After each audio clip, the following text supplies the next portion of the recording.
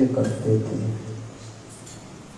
एक बार निमि ने 1000 वर्ष में समाप्त होने वाला एक यज्ञ को आरंभ किया और उसमें श्री वशिष्ठ जी को ऋतुज्व के रूप में वर्ण किया। श्री वशिष्ठ जी ने कहा कि 500 वर्ष के यज्ञ के लिए इंद्र ने मुझे पहले वर्ण कर लिया है, अतः इतने समय तक तुम ठहर जाओ। राजा ने कुछ उत्तर नहीं दिया।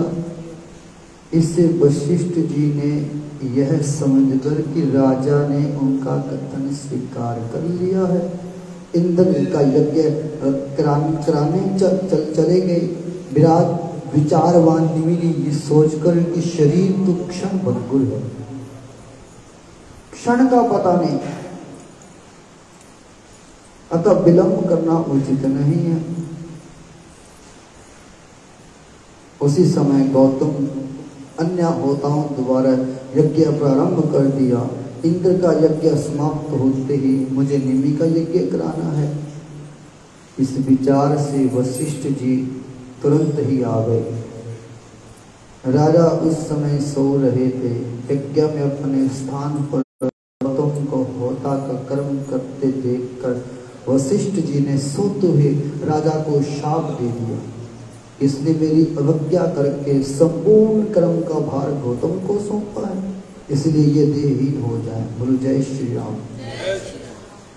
श्रीमती जी ने शाप दिया है, ये जानकर राजा निमि ने भी उनको शाप दे दिया कि गुरु ने मुझे बिना बातचीत किए हुए अज्ञान पूर्वक मुझे सोए हुए को शाप दिया है, इसलिए कह रहे कि इनका भी देह नष्ट हो जाएगा। ऐसा इस प्रकार शाप देकर राजा ने शरीर छोड़ दिया। श्रीमद् भागवत में श्री सुखदेव जी ने कहा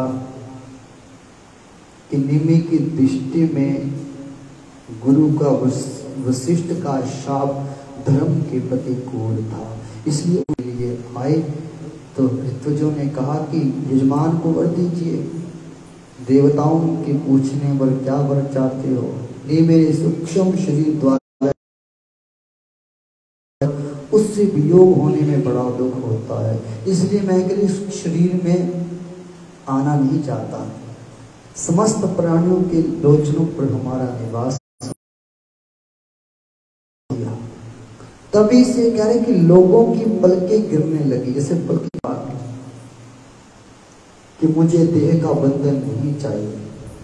विचारशील मुनि लोग अपने बुद्धि को पूर्ण रूप से श्री भगवान में लगा देते हैं। अपनी इच्छा के अनुसार निवास करे, वहां रहकर सूक्ष्म शरीर करते रहे, पलक उठने और गिरने से उनके अस्तित्व का पता चलता रहेगा। इसके बाद ऋषियों ने सोचकर समझकर कि राजा के नाम रहने पर लोगों में मंथन से उत्पन्न होने के कारण उसी बालक का नाम मिथिला हुआ। उसी ने मिथिलापुरी बसाई।